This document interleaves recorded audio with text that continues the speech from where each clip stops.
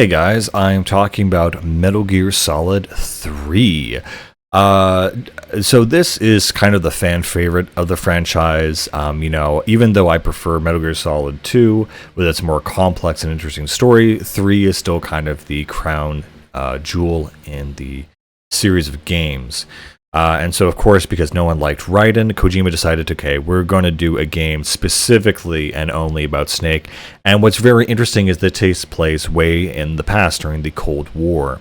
And definitely has more of a James Bond kind of vibe to the game. And it's very interesting because all of this game takes place actually in a Russian swamp, more or less. There's not a lot of environmental diversity.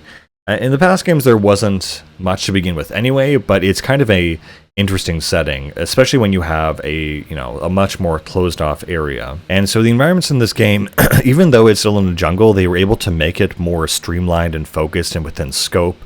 The major new mechanical thing is you now have camouflage in this game, and so you have to, unfortunately, open up your inventory to activate it and choose the type that you want, and you have a camo index in the top right, always telling you how much you are cloaked into the environment.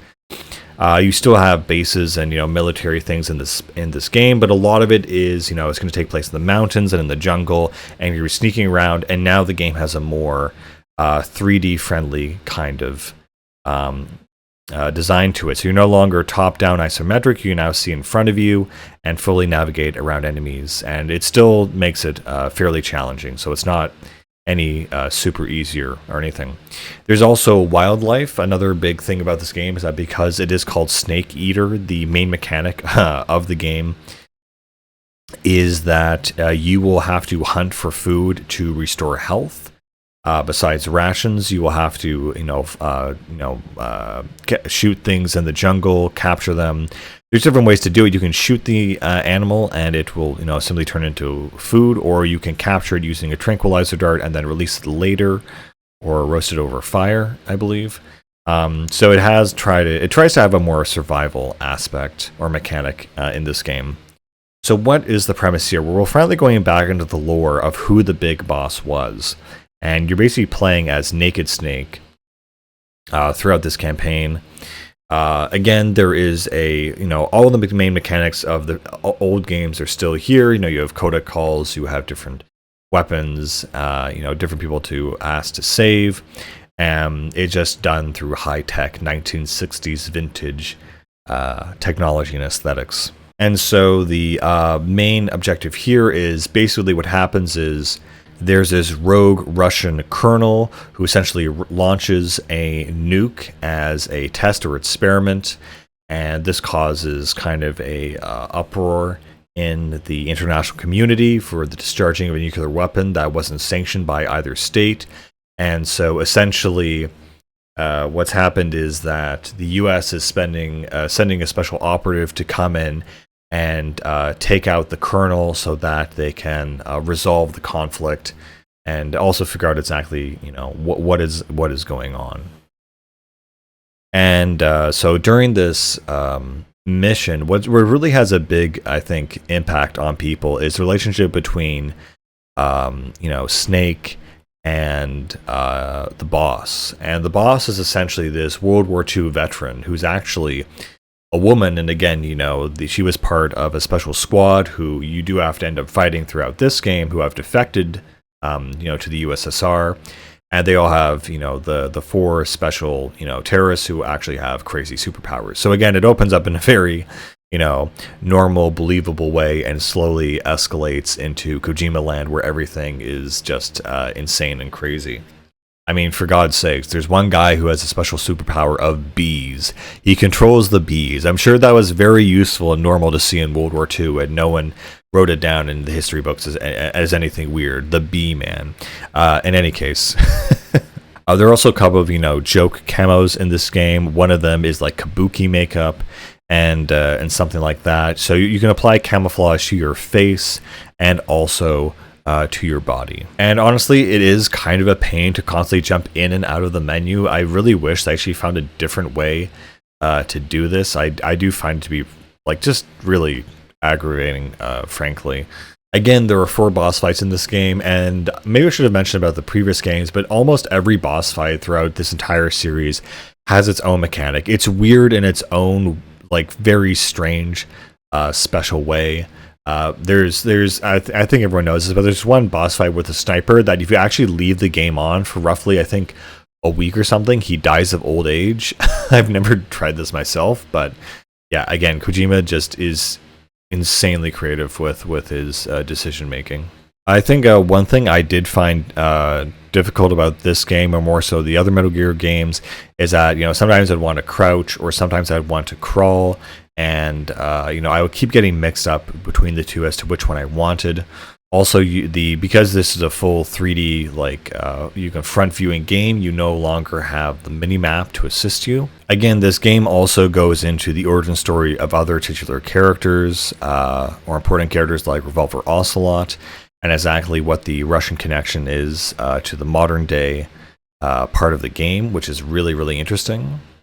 And you kind of are starting to get a full vision of exactly who works for who, and what who works for what, and the different factions in this game, because nothing is ever as it seems. The Americans, you think the person on the American side is actually working for another party, and there's actually a character in this game that actually not only double crosses you but triple crosses you, which is just insane. They also have this slight symbolism of Eden kind of symbolism, where one character is named Eve and you're named Snake, and there is the Apple of Temptation, which turns out to be something very important to the story. But yeah, I think Revolver Ocelot in this game is really a very interesting and important character, and I really get to see him in his full glory, and all of the memes and jokes about him really derive from this and every other game. Honestly, every game that Revolver Ocelot is in, he makes a huge appearance.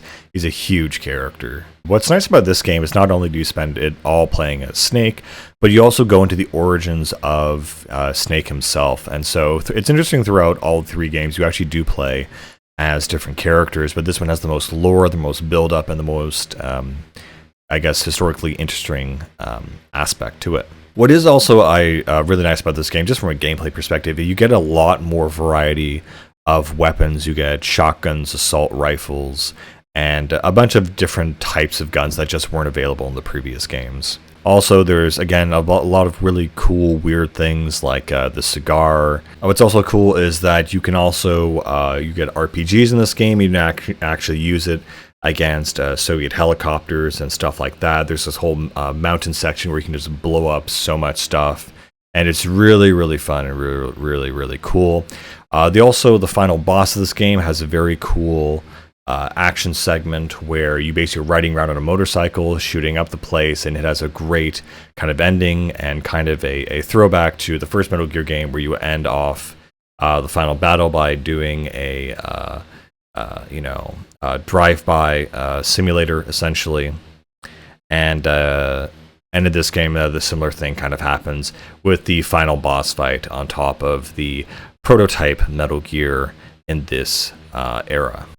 Fundamentally, a lot of the gameplay mechanics have not really changed all that much. I would say that the explosions in this game are very kind of interesting, how they have a large flash and then a flame, and then they go out. It's just something I have not seen in any other game. Something I should mention that they even had in Metal Gear Solid 2 is that you can shoot guards' radio so they can't radio in. And the amount of complexity and interesting little notes and details in these games really is astonishing. Another new thing is you also have a hunger meter, and so that's why you have to hunt for food, because as that goes down, your health will also deprecate as well. Besides this, the very final moment of this game is very emotional. I think what people consider to be the peak of the Metal Gear Solid franchise. I'm still kind of a fan for 2, but this ending is a highly iconic of the Metal Gear series and extremely emotional. And the ending cutscene of this game really sets up exactly the events that kind of have lived in Metal Gear Solid fans' heads for the past decade. Exactly how Big Boss became who he was from these events, into what we would see with Foxhound and other games later in the series. Anyway, guys, I think that's all I can really say about this game without spoiling too much of it. It's an absolute classic and highly recommended. Anyway, I'll see you guys later. Bye.